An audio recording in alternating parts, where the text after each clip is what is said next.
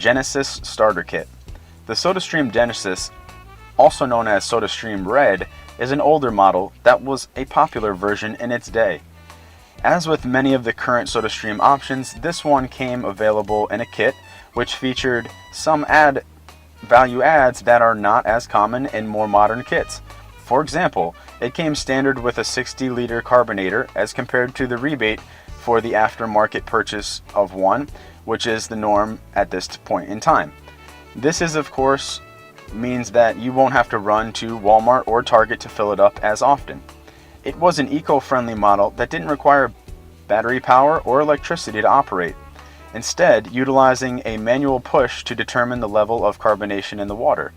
What's more, when you screw the bottle in and activate the carbonation, the system was not known to move or shake, making it smooth and quiet to operate. The carbonating bottles were built to last up to 3 years and featured hermetically sealed caps, which means fizzy drinks stayed sparkling for longer. One negative aspect of this model is that you'd have to screw in the carbonator manually without tools, although this left gaps for gas and gas to escape, resulting in an overall less fizzy beverage.